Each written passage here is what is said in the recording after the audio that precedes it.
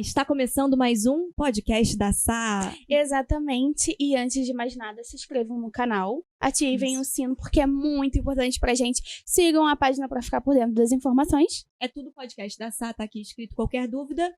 E vamos começar a nossa entrevista? Claro, Quem que a amiga. gente tem aqui? Nosso convidado especial de hoje é o Dr. José Posa, médico infectologista, né, doutor? Da Fiocruz, porta-voz de várias emissoras. E tá aí com muitas informações e conhecimento pra gente. Doutor, primeiro de tudo, a gente gosta de saber quem te inspira. Na verdade, eu não tenho uma pessoa específica que me inspirou. O que me inspira é ter essa capacidade de salvar a vida. E aí, na graduação, eu tive vários professores que me ensinaram, na verdade, a aprimorar esse dom, né? Porque a parte técnica a gente pode aprender lendo, estudando em casa, mas alguns professores meus realmente me inspiraram. Uhum. E falando nisso, assim, tem alguém que você conhece, assim, que tem alguma... que quando você estava se formando e tal, na faculdade, tinha alguma fobia de alguma coisa na medicina? Porque eu digo, assim, que a única coisa que eu não faria na vida era medicina por causa disso, assim. Eu tenho essa fobia, mas não é com sangue, sabe? É um nervoso com coisa exposta, fratura exposta, assim. E eu queria saber, imagina alguém que tem esse nervoso, mas que quer ser médico. Você já viu algum caso desse? Chega na hora, ou então a pessoa acha que não tem, chega na hora e trava, assim, na aula?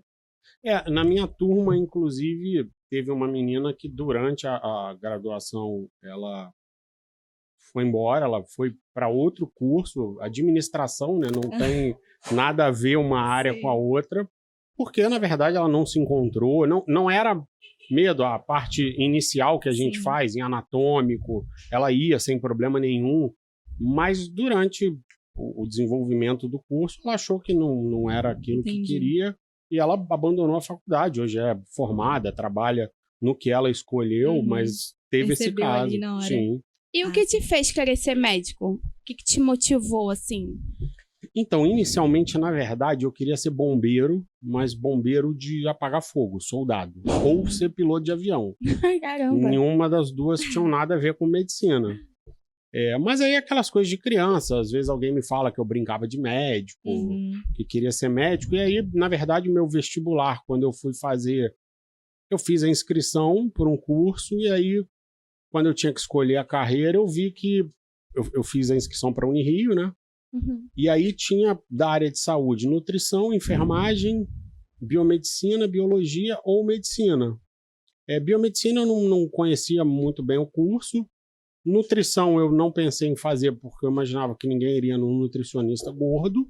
Ai, Enfermagem meu eu Deus. também não me imaginava fazendo. Biologia também não, só tinha sobrado medicina. Uhum. E eu me inscrevi, fui fazer a prova, mas achando que eu não ia passar, tanto que o que eu tinha feito, escolhido de profissão, seria farmácia. Uhum.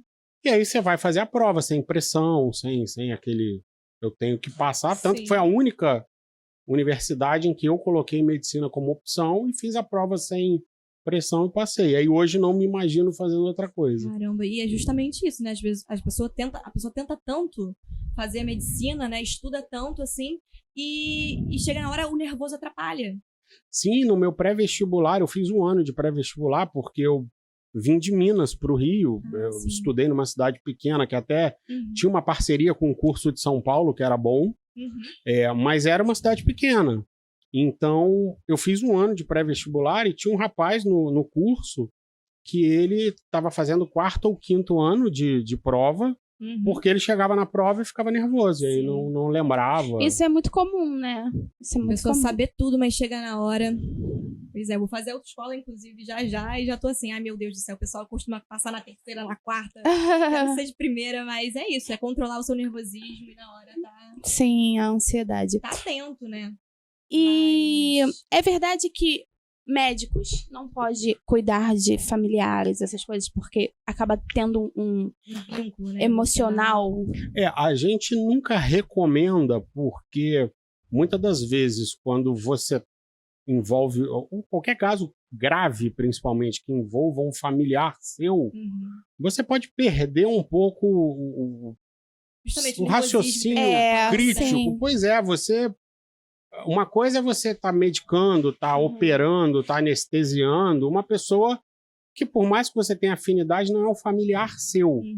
Outra coisa é você fazer isso com um familiar seu. Você se cobra muito mais perfeição e, às vezes, nesse estresse, você pode cometer um erro. Então, não é que seja proibido, mas a gente não gosta de acompanhar familiar, a não ser que seja coisa simples. E até isso, às vezes, um colega nosso que a gente tenha confiança, a gente pede para acompanhar. Sim, eu acho que deve ser muito comum, até mesmo em filme que a gente vê, os médicos, eles pedem outro para ver o familiar que tá naquela sala ali. Até a eu acho que eu também faria né? isso, você eu não pode tenho atender coragem. alguém que você conheça, sim, pra não misturar as coisas, então... É bem, eu conheço muitos médicos, assim, que não atendem isso é muito assim, comum. o familiar, né? Não é indicado. Mas falando nisso também, dessa coisa do nervosismo, gostei desse assunto, assim, você já passou por alguma situação que você era o único médico, uma emergência, assim, uma urgência no meio da rua, você não tava pronto pra nada, e aí alguém passou mal, enfim, tipo... Na verdade, eu tava imaginando meio Lost, meio Jack, da queda do avião. Mas não precisa ser uma queda do avião. Mas você já passou por alguma situação assim que você precisou, fora do expediente, trabalhar? Fora do expediente, eu já vi coisa, mas geralmente acidente, onde já tinha alguém sinalizando, já tinha bombeiro no local. Mas eu passei uma situação que, na verdade, eu já era formado, foi num hospital municipal aqui do município do Rio, em que, com 3 meses de formado, eu assumi o plantão e recebi o rádio dizendo que eu era o chefe de equipe. Caramba! E a equipe, na verdade, era eu e um menino que se formou com a minha turma, na mesma turma que eu. Então, para um hospital, que é uma grande emergência aqui do Rio, você ter 2 médicos formados há 3 meses, por mais que tenham estudado, tentado ser o melhor possível, é uma responsabilidade absurda. Sim. Uma coisa que não deve acontecer, né? Sim, imagino. Doutor, eu acho que a gente tem que falar, né? Eu tô, inclusive, bem mais aliviada. A Covid diminuiu muito, né, depois da vacina? Diminuiu. A gente já sabia, para principalmente as variantes iniciais, até a Delta, que a vacinação era a melhor saída para controle de doença. Mesmo agora, com a Ômicron, que sofreu mutação na parte do vírus que se liga à célula, às vezes o vírus ele consegue burlar o nosso sistema imune para causar infecção, mas todos os casos em vacinados com dose de reforço, a gente tem que deixar isso bem claro, que é com dose de reforço, fizeram quadros bem leves. E hoje, por exemplo, a porcentagem de teste hoje para Covid positivo aqui no município é 5%. Então, só 5 de cada 100 que dão positivo. Isso há algumas semanas atrás eram 50 de cada 100. Então, a gente realmente vê uma redução e, com certeza, a vacina teve papel importante. E você acha que isso agora é só melhora ou pode... A tendência é seguir nessa melhora, mas a gente tem sempre o risco de novas variantes, porque a gente aqui no Brasil, principalmente no município do Rio, a gente tem feito um bom trabalho com vacinação. Mas a gente tem o mundo inteiro que tem alguns países que tem 20% de vacinados. Então, nesses lugares, você tem infecção, você tem multiplicação de vírus. Hoje a gente sabe que o mundo inteiro é interligado, então você pode surgir uma variante fora e ela se disseminar rápido aqui para qualquer país, inclusive o Brasil. Entendi. Sim. E eu queria saber, eu sempre vou nessas perguntas mais diferentes, assim. Qual foi a coisa mais bizarra que você já viu no atendimento? Pode ser em qualquer sentido, ou alguma coisa que você não sabia, talvez, resolver ele na hora. Você nunca tratou aquele caso, você, sei lá, estudou muito tempo, você ficou, meu Deus do céu. Imagina, sim. Tem que fingir que sei, assim, tá tudo certo. Ou alguma coisa que realmente, alguma situação engraçada ou diferente que tenha acontecido. Conta uma história. Uma coisa que aconteceu, que foi nesse dia, inclusive, que eu estava como chefe de equipe,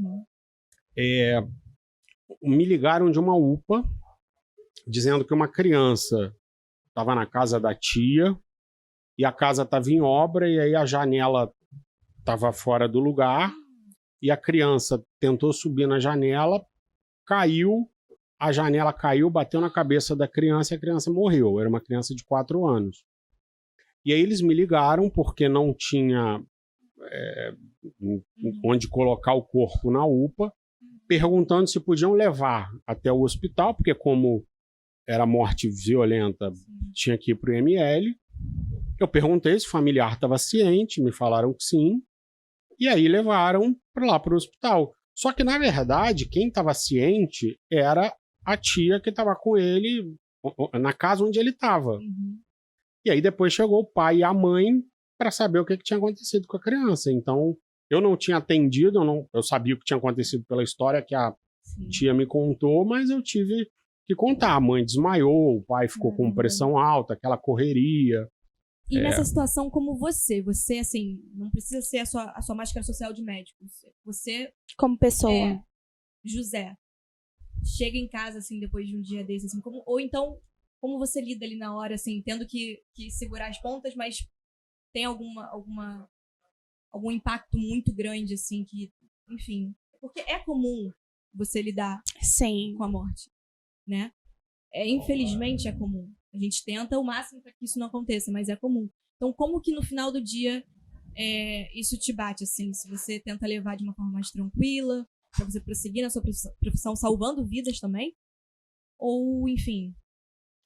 Eu acho que eu aprendi, acho que a maioria das pessoas, dos médicos que eu conheço, por mais que você se envolva e se sensibilize com o caso, eu acho que a gente bota uma armadura, um bloqueio, seja lá o que for, porque a gente sabe que profissional de saúde você tem muito índice de alcoolismo, de suicídio, porque realmente, se for uma pessoa que absorve tudo de ruim, tudo de desgraça que ela vê no hospital, não vai dar para conviver, não vai dar para sobreviver. Exatamente. Era até uma pergunta do público que estava aqui, mas eu já adiantei porque eu também fiquei curiosa. Doutor, o que você faria para mudar, assim, a saúde pública? Eu acho que não é difícil mudar, é só ter vontade. Sim. A gente vê até diferença de... Não vou aqui fazer propaganda de político A ou B, claro, tá, mas você vê que troca gestão de município, de governo federal, de governo estadual, e você vê que algumas coisas melhoram, outras pioram, e você vê que todo mundo entra com o mesmo intuito, vamos melhorar a saúde, melhorar a educação, melhorar o transporte, só que as pessoas entram e infelizmente, ou não sei se a estrutura não permite, o que acontece, e eu acho que é tudo questão de gestão. Você tem dinheiro, você tem orçamento, você sabe como usar, a questão é fazer os projetos andarem. Saber fazer ou querer fazer, né? Querer, que eu acho que é o mais importante, porque não falta. É por falta de dinheiro, é por falta de gestores, é por falta de alguém que chegue e determine que realmente quer que aquilo melhore. Sim. Vamos partir para a pergunta do público? Tá. Eu tive hoje eu vi uma seguidora que perguntou que o filho dela tem alergia, intolerância a ovos. E ela perguntou sobre a vacina infantil. Como que, se tem algum problema, se isso acarretaria alguma coisa? A vacina para Covid não tem problema. Existem realmente algumas vacinas que são desenvolvidas em embrião de ovo. E mesmo assim não é certeza que uma criança que tenha intolerância a ovo vá fazer reação à vacina. Mas considerando as vacinas para Covid que a gente tem, pode fazer sem problema nenhum. Show. Então, já vou começar aqui pela pergunta do público. Você acha... essa é muito boa. Qual? Você acha que as séries de televisão, por mais que sejam ficcionais, elas abordam de forma honesta o que ocorre na vida profissional de vocês? A parte médica, às vezes é bem fiel realmente. A gente vê os diagnósticos que são conversados entre os médicos, com as medicações que são pedidas. Isso realmente a gente vê que realmente quem faz tem um aconselhamento Correto. Agora, é uma história, né? Então, assim, alguns conflitos que tem de médico com enfermeiro, com fisioterapeuta, isso às vezes acontece realmente na vida às vezes em até geral. no meio da cirurgia, né? Sim, isso com isso, certeza. Não vai fazer isso, não vai fazer. Isso é uma coisa que, com o tempo, você conversando, principalmente quando as pessoas se mantêm nos serviços, elas vão aparando essas arestas para conseguir tocar o serviço, né? Surgiu uma dúvida agora, calma, peraí. Agora uma dúvida da Bruna também. Você tá doente, tá? Não sei com o quê, você tá doente. Você vai pro hospital. Você vai pro hospital?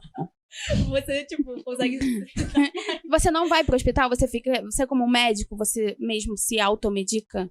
Essa Porque pergunta? acho que isso não é indicado, mas assim, você vai pro hospital. Não é indicado pra gente, mas se for um profissional. Olha, dependendo do que for. Sim, eu raramente vou porque a maioria dos sintomas que eu tenho é resfriado, dor de cabeça, são coisas simples. Mas, claro, qualquer sinal ou sintoma de alguma coisa diferente, qualquer médico procura, até outro colega. Ah, sim. Que e você seja. já discordou, assim, não sei se era com um colega, mas você estava sendo atendido. Aí o médico te indicou uma coisa e você ficou assim, não é que eu discordo, mas eu não vou fazer isso não.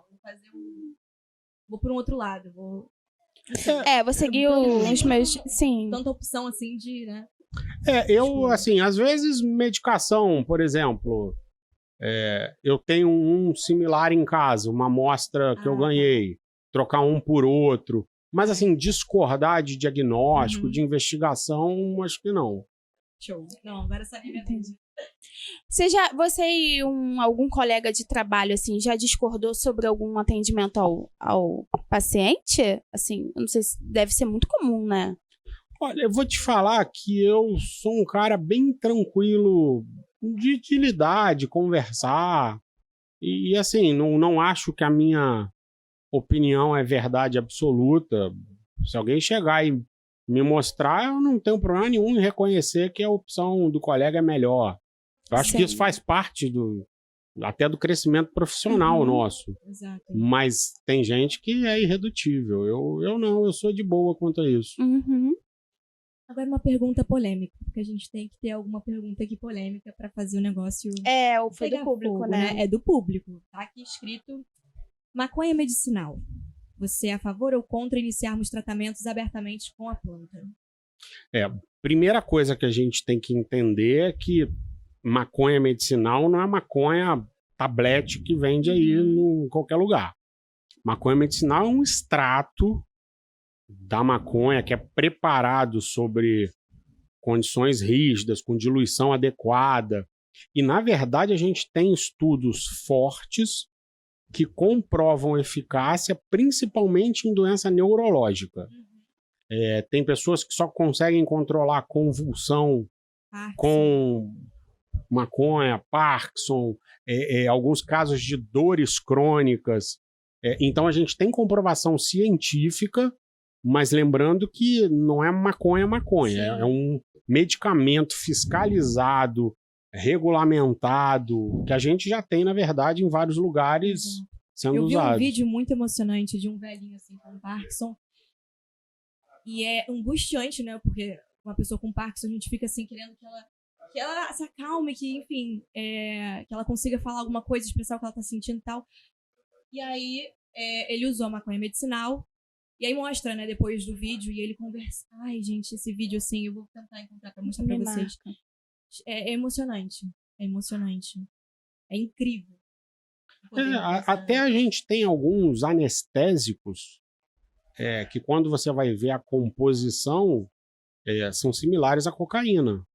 Claro que não é o pó batido e diluído, mas para fazer analgesia. Então, assim, a gente tem medicamentos, aí a gente está falando de medicamento, a gente não está falando da droga ilícita, né? E medicamento, como qualquer outro medicamento, é regulamentado, é fiscalizado, você tem estudo. Então, não é jogar maconha e dizer que funciona, é provar que funciona, que não faz mal, que não vicia. É completamente diferente. Exatamente. Doutor, uma mensagem que você deixaria pro público, assim, pro Também ano pra de quem 2000? tá querendo fazer medicina, Sim. querendo cursar, ou cursando medicina, algum conselho. Também, uma mensagem pro público ou pra essas pessoas, fica à vontade, o microfone é seu. Eu acho que, assim, a minha profissão é muito gratificante, é muito bom, principalmente na infectologia, que você tem tratamento para muitas coisas. Sim. Você pegar alguém chegando no hospital, às vezes grave, e seguir um tratamento, às vezes simples, de poucos dias, e você vê a melhora. Então, assim, acho que a área de saúde em geral, apesar de muitos profissionais, principalmente enfermagem, fisioterapia, serem muito desvalorizados, eu acho que todos eles, pelo menos, têm esse conforto da gratificação de você salvar a vida. É uma coisa assim, É que muito não gratificante, tem preço. né? Você... Ao mesmo tempo que acontecem muitas coisas ruins, acontece, assim, vocês fazem o possível pra Uma salvar. faca de dois gumes, né? Você tem o lado bom. Eu assisti a série Grey Anatomy, não sei se você assistiu, e eu chorava o tempo todo, porque é lindo. É lindo e é isso mesmo. Eu sempre tive um sonho de trabalhar na saúde, só que eu tive crise de ansiedade. Eu não sei se eu já te falei isso. Eu comecei com as crises de ansiedade, fobia, e eu não consigo, assim, ficar muito tempo dentro do hospital. Eu tenho... se chama até uma síndrome, que eu não consigo ficar por muito tempo dentro de hospital. Eu acho que eu passo a maior parte do meu tempo no hospital sim. ou dormindo em casa, porque eu trabalho em 4, 5 lugares diferentes. Sim, sim. E ficar pulando de um para o outro e... Plantão, nossa. Plantão, controle de infecção hospitalar, ambulatório, tudo isso.